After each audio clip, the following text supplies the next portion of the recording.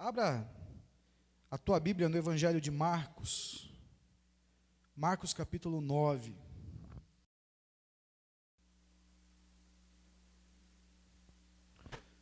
Marcos capítulo 9.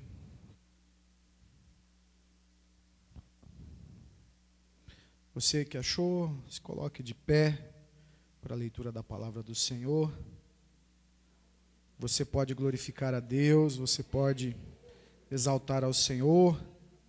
O Senhor é bom e Ele merece a nossa adoração. Marcos capítulo 9, eu vou ler a partir do verso 21. O texto da palavra do Senhor diz assim: Jesus perguntou ao pai do menino: há quanto tempo ele está assim? Desde a infância, respondeu ele. Muitas vezes esse espírito tem lançado no fogo e na água para matá-lo. Mas se podes fazer alguma coisa, tem compaixão de nós e ajuda-nos. Se podes, diz Jesus, tudo é possível ao que crê. Imediatamente o pai do menino exclamou: creio, ajuda-me a vencer a minha incredulidade.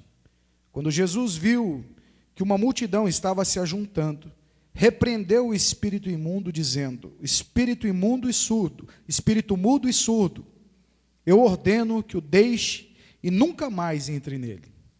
O espírito gritou, agitou violentamente e saiu. O menino ficou como morto, ao ponto de muitos dizerem: ele morreu. Mas Jesus tomou-o pela mão e o levantou, e ele ficou em pé.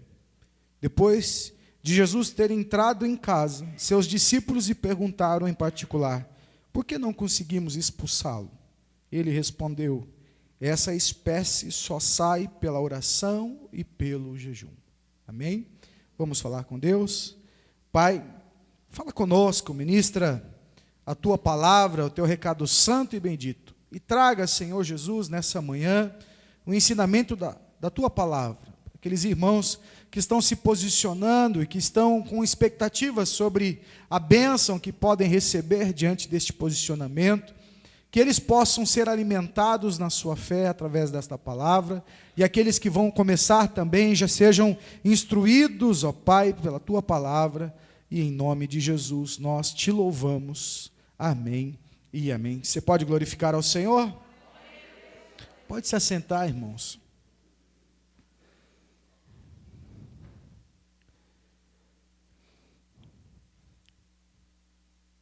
Eu já contei aqui para vocês que eu sempre fui um grande fã do filme do Rocky Balboa, né? Eu sempre gostei de assistir todos os episódios, e às vezes, quando a gente está zapeando na televisão em casa e está passando o filme, a gente volta para assistir de novo, né? E o que mais me chamava atenção no filme era quando ele começava a reagir, porque durante todo o filme ele apanhava, e a gente ficava assim: que hora que ele vai reagir, né? E ele dizia para o Apolo, ele dizia para o Drag, ele dizia para: vem, bate mais. E eles batiam, e cada murro que dava na cara dele, ele falava assim: agora vai acabar. E ele caía no chão, e aí levantava, e a gente falava assim: mas ele não vai bater nesse cara. Até que começava a tocar a musiquinha, né?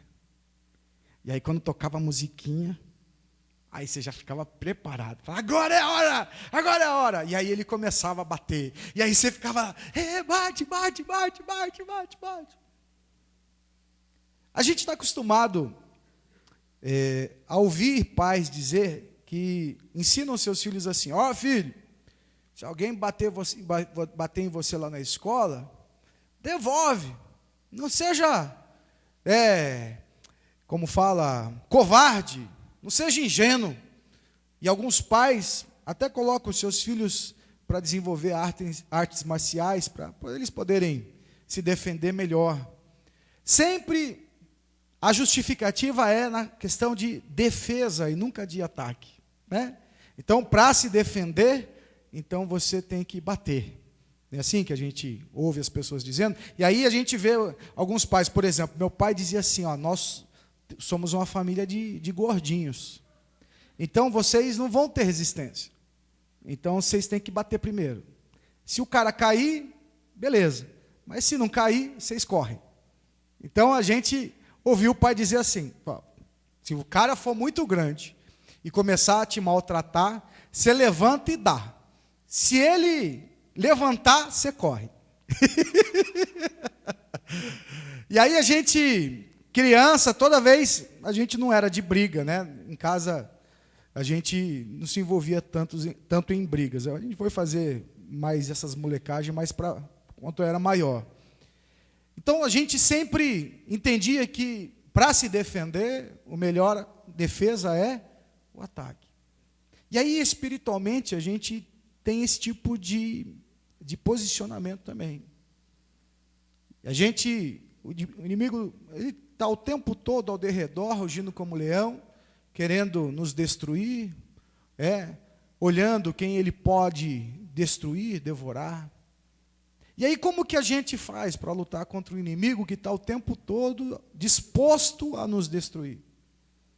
Como que a gente faz para lutar contra um inimigo que está de forma incansável o tempo todo nos atacando, seja em nosso corpo, seja em nossa mente, seja muitas vezes em nossa família? Às vezes nós estamos tão tranquilos em casa, está tudo em paz, e basta uma coisa acontecer para que tudo mude. E aí vira um inferno. E a gente fala assim: diabo, estava tudo em paz, demônio, você entrou aqui e fez uma bagunça. E aí a gente quer, de alguma forma, bater nele, né? E aí tem gente que eu já vi xingar o diabo, eu já vi gente fazer de tudo para tentar devolver. Só que o diabo, não dá para a gente pegar ele visivelmente, não dá para a gente bater nele, não dá para a gente ficar falando: está amarrado, está amarrado, está amarrado. Quantos crentes estão falando está amarrado e o diabo não está amarrado? Ele no outro dia vai lá e faz de novo. 2 horas depois ele faz de novo. Ah, pastor, é porque eles não têm autoridade. Porque se tivesse autoridade, diria: está amarrado, Satanás. E o diabo ficaria amarrado. Algumas pessoas falam assim: de joelho, mão para trás. Ele está ali, mão para trás, de joelho. Você virou as costas, ele arruma uma presepada para você de novo. Não é assim que acontece? As pessoas brincam, algumas pessoas tiram sarro, gostam de brincar assistindo alguns filmes de terror, por exemplo.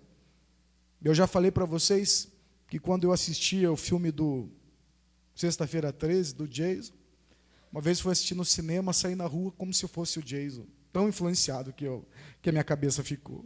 E aí todo mundo ficava assustado. Só que também fazia isso por causa que estava com medo. Se parecesse um barulho dentro do bueiro, morria do coração. As pessoas estão o tempo todo achando que é fácil lidar com o inimigo, que é fácil pisar na cabeça do inimigo. Na igreja, muitas vezes nós encorajamos vocês a dizer: pisa aí na cabeça do inimigo, declara em nome de Jesus a tua vitória. E alguns irmãos pisam e falam assim: está amarrado, em nome de Jesus, Jesus é comigo, o sangue de Jesus tem poder. Não é? Mas a Bíblia me ensina que a única arma que eu tenho contra o diabo é a minha fé. Essa é a grande arma que o povo de Deus tem para vencer o inimigo. Se me falta fé, me falta autoridade sobre o inimigo. E o inimigo só respeita essa autoridade. Se eu creio, ele se submete. Se eu não creio, ele me ataca. Você está entendendo? Só que nós vivemos um tempo onde pouco se alimenta a fé. Pouco se alimenta a fé. As pessoas investem em música, investem em cabelo, investem em roupas, investem em carro, investem em casa, mas poucas são as pessoas que investem na fé.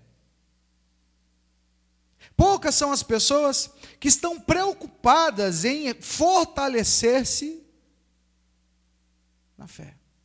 E a palavra do Senhor diz que nós devemos usar nossos recursos para alimentar nossa fé.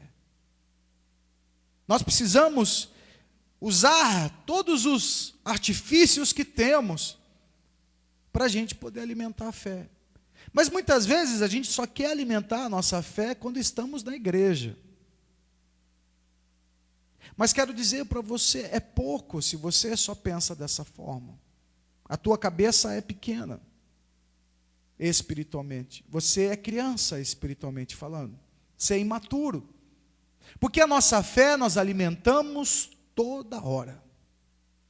A nossa fé é alimentada todos os dias.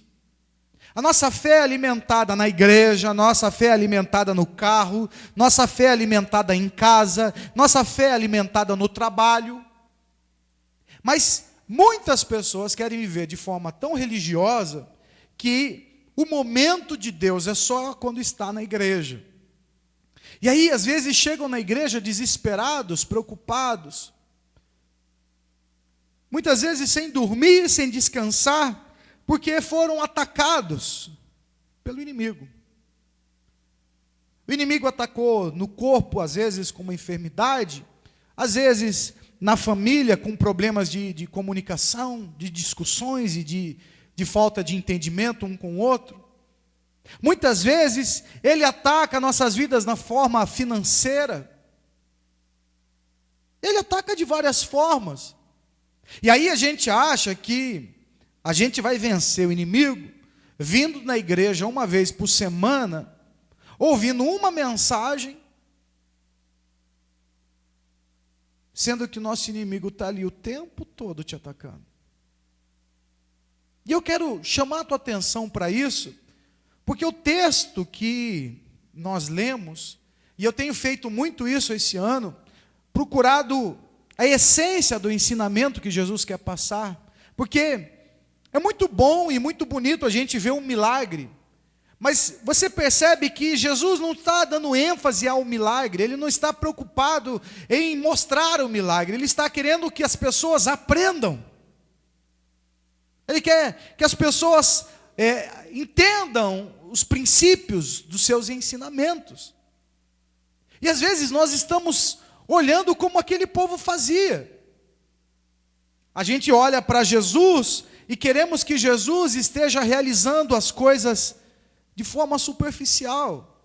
Ô pastor, mas curar um coxo, curar um cego, curar um surdo é superficial? Para Jesus era, porque a essência dele em trazer os ensinamentos era muito mais profundo do que propriamente a cura que ele ia realizar. Por isso, em muitos casos, ele disse assim, não precisa contar para ninguém não, volta para tua casa e não peques mais. Porque a ênfase não estava no que ele estava fazendo, mas no ensinamento que ele estava trazendo. E aí, esse ano, eu tenho trazido as mensagens e chamado a tua atenção para entender o princípio de um ensinamento. Por que as coisas acontecem assim? Por que as coisas acontecem assado? E esse texto aqui fala de um menino que era mudo e surdo, mas que desde criança ele era atacado com demônios, e os demônios destruíam a vida desse menino. O próprio pai diz aqui que esses espíritos jogavam ele no fogo, jogavam ele na água, ele tinha problemas de epilepsia, ele sofria de vários males. E aí, ele procura os discípulos, porque os discípulos estavam representando Jesus, mas os discípulos não puderam fazer nada. Por que não puderam fazer nada? Porque faltava fé. Faltava fé. Jesus até fica meio que, o texto demonstra que Jesus fica até um pouco aborrecido com eles, porque ele diz assim, até quando não terão fé? Até quando vão ser assim? Incrédulos. Está entendendo? Até quando? O pai que estava ali com expectativas sobre os discípulos de Jesus em abençoar aquele menino, se frustra totalmente, porque imaginava ele que estava falando com discípulos de Jesus, e por serem discípulos de Jesus, eles representavam a fé que Jesus tinha.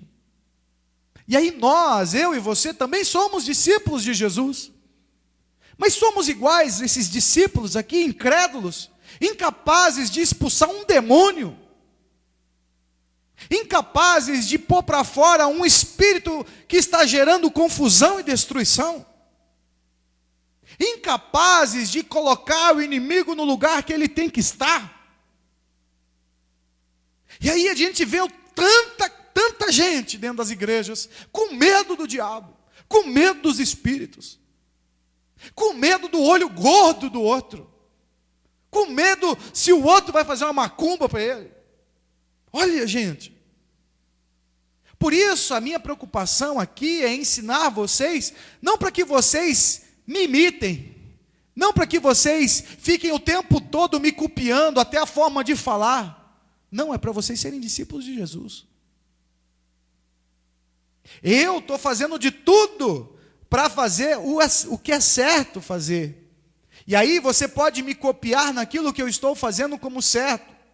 E olhar para mim e falar assim, olha, o pastor ensinou isso, eu vou fazer isso. Mas, na verdade, vocês não são os meus discípulos, vocês são discípulos de Jesus. E eu ensino a palavra de Deus, a pastora Márcia ensina a palavra de Deus para vocês, para que vocês sejam discípulos de Jesus. Só que aí nós vemos os irmãos se depararem com as armadilhas do inimigo e se amedrontam. Ficam com medo. Em alguns casos fogem. Em alguns casos as pessoas estão sem dormir à noite. E aqui Jesus confronta os seus discípulos primeiro, porque falta fé nos discípulos. E se falta fé nos discípulos, não tem como operar milagres, não tem como repreender o mal, não tem como expulsar os demônios. Às vezes na igreja manifesta um demônio, e se tem gente que pudesse, saía correndo de medo. Tem gente que não quer, sabe, se viu a pessoa endemoniada, se assusta com aquele demônio, depois tem até medo de saudar o irmão. Será que ele está normal? Será que ele já voltou? Será que não voltou?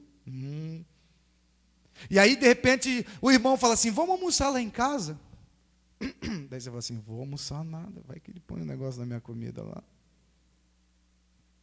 O irmão olha para você assim e faz assim, ó.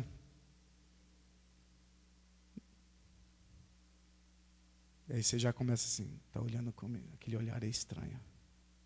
Aquele olhar ali não era ele. Ó, arrepiei. Não é assim que a gente vê? É assim que as pessoas estão fazendo. Estão morrendo de medo de algo que deveria ter medo da gente, quando estamos com a nossa fé alimentada, com a nossa fé produtiva. Nós enfrentamos e vencemos, por quê? Porque os demônios são anjos caídos, seriam servos nossos, e nós somos filhos do Deus Altíssimo, temos a autoridade de filhos, temos a autoridade de filhos do Rei do reino de Deus. Enquanto os demônios, o diabo, eram servos, e servos que decaíram, caíram, Deus expulsou da sua glória. Isso mostra o quê? Que eles não têm autoridade alguma, só têm autoridade sobre aqueles que deixam e que permitem. Então aqui eu quero mostrar para vocês alguns princípios aqui, para a nossa meditação, para você poder entender como você vence o inimigo, como você enfrenta inimigos tão difíceis como esse pai, por exemplo, estava tendo que enfrentar um demônio que deixava o seu filho mudo e surdo, cego e surdo, mudo e surdo, aliás, e não sabia o que fazer para um filho que estava o tempo todo sendo oprimido pelo inimigo. Então Jesus chega até ele, e ele já desanimado, porque os discípulos não podiam fazer nada, esse pai, vira para Jesus e diz, você pode nos ajudar? Tu podes? Olha que pergunta. E Jesus fala, se podes? Se podes? Aí Jesus fala assim: tudo é possível ao que crê. Se podes, tudo é possível ao que crê. E aí a gente, muitas vezes, demonstra na nossa pergunta, esse homem demonstra na sua pergunta, se tu podes, ele está, ao mesmo tempo que ele demonstra a fé, ele está demonstrando dúvida. Quando eu faço essa pergunta, Deus pode fazer isso? Deus pode fazer aquilo? Deus pode realizar isso? Deus pode realizar aquilo? Está entendendo? Você está demonstrando fé e você está demonstrando dúvida. E aí, quando eu demonstro dúvida, fica difícil de eu vencer. Porque eu vou acreditar até um determinado ponto, mas depois eu volto a recuar. Sabe assim, ó, Deus falou para eu fazer isso. Aí você começa a fazer. E aí vem a primeira dificuldade. Será que Deus mandou fazer isso mesmo? Ah, você começa a se envolver no projeto, você começa a desenvolver um projeto, e aí quando começa a aparecer as dificuldades do projeto, será que é de Deus mesmo isso? Será que eu devo mesmo enfrentar isso? Está entendendo? Quantas pessoas estão agindo dessa forma? Começam a orar e no meio da sua oração, começam a se sentir enfraquecidos, começam a se preocupar, começam a ter medo. Isso demonstra que no coração dessas pessoas, eles estão fazendo a mesma pergunta que esse pai fez. Tu podes? E aí Jesus diz para nós, tudo é possível ao que crê. Tudo é possível ao que crê. Se você continua, se você persevera, se você não desiste, você vai alcançar alguma coisa. Mas se eu tenho dúvida no percurso, eu não chego a lugar nenhum. E os discípulos ali, quando foram orar por aquele menino, tiveram dúvida. Eles sabiam que eles podiam expulsar aqueles demônios, eles já tinham visto Jesus fazer, mas o que eles tinham dúvida talvez é se eles poderiam fazer o que Jesus faz. Será que eu posso fazer o que Jesus faz? Será que eu consigo fazer o que Jesus consegue fazer? Por isso a palavra do Senhor nos ensina que se nós tivermos fé no nome de Jesus, faríamos coisas maiores do que ele fazia. Ele está mostrando para nós que nós podemos ser iguais ou melhores até do que ele, se eu tiver fé. Mas se eu tenho dúvida, eu me diminuo e aí eu me acovardo diante das dificuldades. E quantas vezes talvez você se acovardou, quando era para você estar firme e forte, acreditando, confiando, lutando, se envolvendo. Quando nós perguntamos a Deus, será que Deus pode fazer isso? Será que Deus pode fazer aquilo? Você está demonstrando que você tem fé, mas que você tem dúvida. Quem tem dúvida não crê. Quem tem dúvida não ataca. Quem tem dúvida não vai para frente. Quem tem dúvida não ouve a musiquinha. Agora é a hora de eu atacar. Agora é a minha vez. O diabo está lá e bate. Agora é a tua vez. Quem crê faz isso. Quem não crê só apanha. Só apanha. Então Jesus, ele expressa aqui para nós, tudo é possível ao que crê. Então se você tem uma dificuldade, você tem uma luta, se Deus está te ensinando a ter fé, então você precisa alimentar a sua fé, porque o segundo princípio que ele nos ensina aqui, é quando ele fala assim, tudo é possível ao que crê. Ele está expressando aqui, que crer é um verbo, é a ação da frase. Está entendendo? É a ação.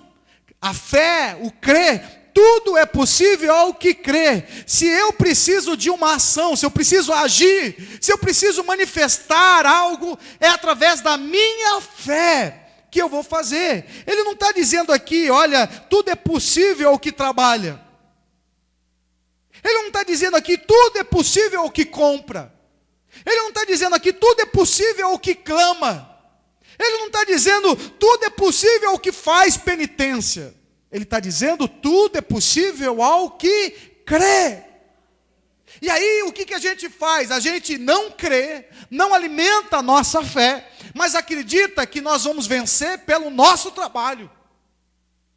A gente acredita que vai vencer com o poder financeiro de comprar as coisas. Eu posso ter isso porque eu posso comprar, eu posso pagar em tantas vezes. Eu posso adquirir o que eu quiser. Está entendendo? Tem pessoas que acreditam de verdade que se ela fizer uma oração forte, e ela não tem fé nenhuma, e muitas vezes eu vejo as pessoas dizendo assim, olha, você não tem fé nenhuma, mas eu tenho fé por você. Não, tem coisas na vida da gente que nós precisamos ter a nossa fé. Tem coisas na vida da gente que não dá para eu poder ter fé por você. Não adianta eu chegar para você e dizer assim, olha, você vai vencer, você vai vencer, vai vencer. Se você não acredita que vai vencer, não adianta nada eu falar para você que você vai vencer. Não adianta nada eu falar assim, o céu está aberto sobre a tua vida, Deus vai abençoar a tua vida. Se você não acredita nisso, você não vai vencer em coisa nenhuma. Por isso, meu irmão, esse papo de oração forte, para mim, não cola. Porque não é na altura que nós oramos, não na intensidade de como nós oramos, que nós vamos receber a nossa bênção. A gente vai receber a nossa bênção pela fé e não pela altura da nossa oração. E aí tem gente que acha que eu preciso orar bonito, com eloquência e com altura, com volume, para receber alguma coisa. Grande Deus, move os céus, move a terra, abre isso, abre aquilo, eu determino, e determina, e determina, e determina, e determina. Não adianta, porque o Senhor está ensinando para nós o princípio, tudo é possível ao que crê. A fé é a nossa ação. Não é o trabalho, nem as penitências. Vou fazer a campanha tal. Vou fazer não sei o que lá. Vou tomar a água da geladeira, a água da televisão, a água disso. Vou ficar sem água. Vou ficar sem Coca-Cola, vou ficar sem comer picanha, vou ficar sem isso, sem aquilo, eu vou me sacrificar, a partir de hoje eu vou vestir roupa de saco, agora eu vou fazer isso, vou fazer aquilo. Irmãos, todas as vezes que eu me posicionei diante do Senhor, era para aumentar a minha fé e não para fazer Deus realizar alguma coisa por mim. Então, quando eu me posicionei, quando eu fiz o voto de Nazireu, que muitos de vocês me viram com a barba aqui embaixo, eu não estava fazendo um voto de Nazireu para Deus encher a igreja, eu não estava fazendo voto para Deus pagar as contas, eu não estava fazendo voto para Deus fazer isso ou fazer aquilo, eu estava fazendo aquilo porque era o meu ato de consagração ao Senhor, era a minha separação diante do Senhor. Tem gente que, eu preciso comprar isso, eu preciso pagar aquilo. Vou fazer um voto, vou fazer a campanha, preciso disso, preciso daquilo. Como eu vou colocar aqui um negócio pendurado na porta da minha casa, eu vou colocar aqui um negócio pendurado no meu carro, eu vou colocar um negócio pendurado aqui, pendurado ali. Eu preciso fazer sacrifícios e penitências. Irmão, qual que é a diferença de subir a escadaria de joelho? Para muitas pessoas é a mesma coisa. O que faz a gente vencer é a fé. Não é a penitência, não é o nosso sacrifício. Você já viu uma pessoa dizer assim, Deus, se o Senhor me abençoar, eu vou escrever um poema para o Senhor. Já viu? Assim, olha, Deus, se o Senhor me abençoar, eu vou, inspiradamente pelo Senhor, escrever uma canção, vou cantar um salmo de louvor, vou escrever um salmo para o Senhor. Não, a gente só acredita o quê? Que algo que me faz sofrer, algo que me traz dor, é que vai compensar a bênção que Deus vai me trazer. Irmão, eu já falei para vocês, Deus não é sádico. Deus não tem prazer em ver gente sofrendo para poder dar bênção. Deus, Ele é amor. Deus é amor. Então, meu irmão, teus sacrifícios pouco importa. Você pode fazer um monte de sacrifício, se você não tiver fé. O inimigo vai continuar deitando e rolando na sua vida. Você vai continuar oscilando. Você vai continuar se preocupando com tanta coisa. Jesus diz, tudo é possível ao que crê. ele está dizendo que essa é a ação da frase, da ordem que ele está dizendo, que ele está trazendo para os discípulos. Tudo é possível ao que crê. Você é discípulo de Jesus? Deus está dizendo para você nessa manhã, tudo é possível ao que crê. Ele não está dizendo para você, tudo é possível ao teu trabalho, tudo é possível ao que você pode comprar, tudo é possível ao que você clamar, tudo é possível ao seu sacrifício. Ele está dizendo que você só precisa crer. E aí, o pai do rapaz, do menino, diz assim, eu creio, mas ajuda na minha incredulidade. Eu creio, mas logo em seguida, me ajuda na minha incredulidade. Quantos de nós temos a humildade de reconhecer isso? Quantos de nós? Você fala assim, você crê, eu creio. Você crê, eu creio. Não crê coisa nenhuma, mas nem assume a sua incredulidade. Não é verdade? Principalmente no meio do nosso povo, onde o povo, se dizer que me ajuda na minha incredulidade, você está sendo diminuído no meio do povo de Deus. É mais ou menos quando a gente ouve assim, os meninos dizendo assim, e aí, você é virgem? Daí o cara assim, não. Mas ele não quer dizer para os amigos assim, não sou. Por quê? Porque, meus amigos vão ficar assim, não é, hein? Então o cara diz que é. Hoje, as meninas, antigamente eram um sinal para as meninas de pureza, de maturidade, de meninas que estavam se preparando para um casamento. Hoje, se disser que, não, eu sou virgem, é virgem. Cai no bullying das amigas, porque hoje tem que mostrar experiência, hoje tem que mostrar que é habilidosa nas coisas, hoje tem que mostrar que conhece o corpo como ninguém. As pessoas precisam o tempo todo se autoafirmar, e aí dentro da igreja é a mesma coisa. Você tem fé? Eu tenho. Fulano é tão cheio do Espírito Santo, na frente dos irmãos, levanta a mão e ora com tanta eloquência, mas na prática é incrédulo, o marido sabe que é incrédulo, a esposa sabe que é incrédulo, os filhos sabem que são incrédulos. Primeira dificuldade, sai fazendo um monte de besteira. Só que na igreja, mãozinha levantada, todo mundo acha que é poderoso espiritualmente. No meio do nosso povo, a gente tem um monte de gente que é auto se afirmar na fé, e na verdade não tem fé nenhuma. Esse pai foi humilde, pelo menos para dizer, eu creio, mas me ajuda na minha incredulidade. Rapidinho ele já consertou. Rapidinho ele já pediu, Deus, eu preciso de ajuda. E aí, o princípio desse ensinamento para nós é que mesmo que eu tenha pouca fé, mesmo que eu tenha pouca fé, já é suficiente para eu ser abençoado. Porque aquele pai foi abençoado. Ele tinha muita fé? Não, ele tinha pouca fé. Porque ele disse, eu creio, mas me ajuda na minha incredulidade. Então ele está dizendo primeiro, que ele não tem uma fé grande. E ele tem uma fé que talvez não seja suficiente aos olhos dele, mas para Jesus já é suficiente. Para Jesus já é suficiente. Porém, Jesus deixa bem claro aqui que ele precisa também crescer na fé.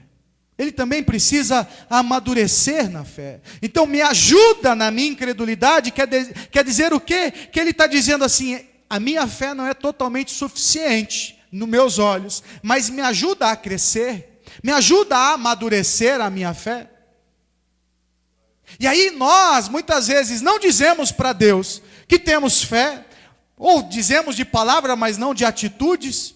E aí depois de não termos as atitudes, nós nem pedimos para Deus fazer a nossa fé crescer, e muito menos pedimos para a nossa fé amadurecer. Como eu falei, a gente não investe na nossa fé. A gente não passa tempo para poder fortalecer a nossa fé. A gente não compra nada que fortalece a nossa fé. A pessoa compra uma Bíblia e que de repente a leitura daquela Bíblia é muito formal, a leitura daquela Bíblia. E aí a pessoa não consegue compreender os ensinamentos da palavra de Deus, porque a Bíblia que ele comprou é uma Bíblia que é muito formal, a maneira como ela foi escrita. E aí a pessoa fala assim, poxa, mas já gastei R$80 na minha Bíblia, eu vou comprar outra para quê? Irmão, eu só fui entender muitas coisas na Bíblia depois da 4ª Bíblia que eu comprei, de versão diferente. Eu já tinha lido a outra, que tinha uma linguagem formal, mas aí eu fui e comprei uma outra tradução. E aí eu vi que a tradução era mais formal que a outra. Eu falei assim, então eu vou ficar com essa. Aí depois de ter lido mais umas vezes, eu fui e comprei outra Bíblia com outra tradução. E aí eu comecei a perceber que essa tradução eu entendia melhor. Mas aí chegou uma hora que eu falei assim, não, acho que eu vou comprar uma outra tradução para ver se essa agora eu consigo entender, até eu me encontrar na melhor tradução, naquilo que fazia com que eu compreendesse melhor a leitura. É investimento no meu crescimento espiritual da minha fé, no amadurecimento da minha fé. Ah, não, já gastei R$80, vou comprar nada, minha Bíblia está novinha. Ô irmão, dá essa Bíblia para alguém, compra outra se for necessário. Ou fica com as 2, com as 3, abre as 3 na hora do teu devocional e leia uma e leia a outra, porque uma às vezes abre o teu entendimento mais do que a outra em determinadas coisas. Está entendendo? Ah, eu vou comprar uma chave bíblica, eu vou comprar um dicionário bíblico, para eu saber, para eu entender, para eu poder investir no meu conhecimento. Mas a gente não investe nisso, a gente está mais preocupado com a chapinha que nós vamos fazer. Nós estamos mais preocupados com a roupa que nós vamos comprar, com o shopping que nós vamos ir, no cinema que nós vamos assistir, no passeio que eu vou fazer, na viagem que eu vou ir, na piscina que eu vou pegar, no som que eu vou pôr no carro. Está entendendo? E aí, o que eu precisava de fazer para investir no meu crescimento da minha fé, eu não faço. Não quero fazer. E aí, eu não amadureço. A minha fé é suficiente para determinadas coisas? É. Mas para algumas coisas, eu preciso um pouco mais. E aí vem o 4º ensinamento de Jesus, que ele diz que alguns demônios só saem com jejum e oração. E aí, você fala assim, o que é jejuar, pastor? Ah, jejuar é ficar sem comer. Quantas pessoas jejuam? Ela acha que é só ficar sem comer. Eu vou ficar sem comer, e aí Deus vai falar comigo. Vou passar fome, e Deus vai falar comigo. Quantas pessoas pensam nisso? Ô irmão, você jejua? Ah, jejuei por isso. Ah, jejuei por aquilo. Ô irmão, jejum é um recurso. Jejum é um recurso. Você pode falar comigo? Jejum é um recurso. E você sabe por que é um recurso? Porque ele me faz concentrar a minha energia nos recursos disponíveis que Deus tem para mim. Jejum é se concentrar a minha energia nos recursos disponíveis que Deus coloca para mim. Então, por isso que Deus condena o povo, através do profeta Isaías, quando ele diz assim, vocês estão fazendo o jejum errado, eu não estou recebendo o jejum de vocês. Por quê? Porque jejum, o jejum da Bíblia, é aquele onde você se separa. Você se separa. Você se separa para quê? Você se separa para orar. Você se separa para estudar. Você se separa para meditar naquilo que você estudou. Você se separa para que Deus possa aprimorar os dons e você possa entender os dons espirituais na sua vida. Para isso que serve o jejum. Está entendendo? Aí a gente vê as pessoas fazendo o quê? Ah, vou trabalhar, estou de jejum. Aí estou lá lavando, passando, estou lá trabalhando, estou dirigindo, estou de jejum. Não é assim que a gente está acostumado a ver? Uma pessoa que está trabalhando, limpando, fazendo, resolvendo problemas, ela está concentrada nos recursos que Deus coloca à disposição dela. Por isso, em vez de você ficar 12 horas de jejum, onde primeiro você vai dormir, segundo você vai trabalhar, e depois na hora do almoço você vai entregar o jejum, depois vai comer, aonde que você parou para se concentrar nas respostas? Aonde que você parou para falar com Deus? Aonde que você parou para você poder entender qual é a direção que Deus quer dar para você? Não parou para fazer nada. Então você não tem recurso nenhum, irmão. E Jesus está dizendo que para vencer aos tipos de demônio, nós precisamos fazer o quê? Parar. Parar para quê? Para canalizar toda a nossa energia no recurso que Deus vai nos dar para lutar contra esse demônio, sobre esse problema, sobre aquele problema. Olha como é bonito isso, irmão. Quantas vezes eu vi as pessoas dizendo assim: é só jejuar, irmão, é só orar. E aí o irmão está jejuando e está orando, e está jejuando e está orando, e não consegue, continua enfiando os pés pelas mãos, continua dando cabeçada, fazendo um monte de besteira. Mas está jejuando e está orando. A gente desmerece a estratégia que Deus nos dá de crescimento. Porque Jesus está mostrando para nós, se você não se separar, e se você não gastar a tua energia em olhar os recursos que Deus tem à tua disposição, irmão, não adianta nada. Tem coisas que nós precisamos discernir. Para isso há discernimento do Espírito. Isso aqui é do diabo, isso aqui é de Deus, isso aqui é meu, não é meu, isso aqui é vontade, não é vontade, é emoção. Eu preciso discernir. Esse recurso está à tua disposição. Você passa tempo para poder discernir? Não! Não, está lá à tua disposição. Deus te dá poder para curar, não é dom espiritual. Deus te dá dom de fé, não é um dom espiritual. Deus não te dá a palavra de sabedoria, não te dá a palavra de conhecimento. O Senhor não te dá a operação de maravilhas. Está tudo lá à tua disposição. Você usa? Não. Deus coloca para você variedade de línguas para quê? Para que você possa se edificar, mas você busca isso? Não. E aí você fala assim: eu estou tão fraco, eu não consigo, isso, aquilo. E aí você tem lá à tua disposição algo que Deus colocou para você, mas você não busca. Você é batizado do Espírito Santo? Não. Você já jejuou para ser? Vou jejuar para ser batizado no Espírito Santo. Vou parar tudo. Deus, eu vou jejuar, eu vou gastar a minha energia para poder adquirir o recurso que o Senhor colocou à minha disposição. Você faz isso? Não! É mais fácil dizer assim: muito barulho, não entendo nada, não sei o que é isso. E aí também, eu não sei se preciso, não preciso. Olha, irmão, eu não sei falar, pastor, eu sou tudo travado. Pois é, Deus te dá à disposição a profecia para você poder falar, mas você não usa. Eu queria abençoar a igreja. Deus te dá a interpretação das línguas para muitas vezes trazer edificação na igreja, mas você não usa. Recursos que estão disponíveis, que eu só vou conseguir compreender e como usar cada um deles, se eu estiver gastando a minha energia concentrada nisso. Jesus está dizendo: tem problemas na vida da gente, tem demônios que nós vencemos, quando nós paramos para ver qual é o recurso que Deus tem disponível para eu poder enfrentar esse tipo de dificuldade. Os discípulos foram lá e colocaram a mão: sai diabo, sai diabo, sai diabo. Eles não tinham fé, eles também não pararam. Quando os discípulos de João Batista, os outros disseram assim: nós jejuamos, e os seus discípulos no jejum, ele diz assim: eu estou aqui com eles. Quer dizer, é um aprendizado prático. Eles não precisavam nem parar, porque eles não precisavam se concentrar, gastar energia naquilo que Deus ia revelar. Jesus era a própria revelação para eles. Eles estavam andando com Jesus, era a revelação o tempo todo, se manifestando através de profecia, palavra de sabedoria, de conhecimento, de operação de maravilha. O tempo todo estava se manifestando, eles não precisavam parar para se concentrar nisso. Mas o próprio Jesus disse: haverá o tempo onde eles vão precisar fazer isso. Haverá o tempo. E o tempo é hoje.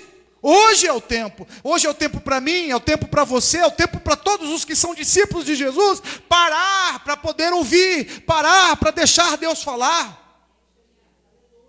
Jesus opera este milagre. Mas você percebe como é complexo, mas não é impossível. Você percebe que é possível ao que crê? É possível, tudo é possível ao que crê. Mas eu preciso alimentar a minha fé. E como eu alimento a minha fé? Jesus está nos mostrando como alimentar a nossa fé.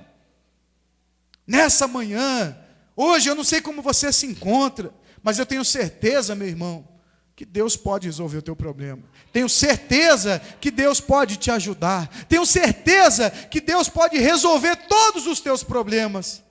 E como que Ele vai resolver os seus problemas? Usando você. É assim que Ele vai usar. É esse instrumento que Ele vai usar. Oh Deus, como que eu consigo resolver o problema da minha família? Você. Deus vai usar você. Mas vai te usar como? Com recursos.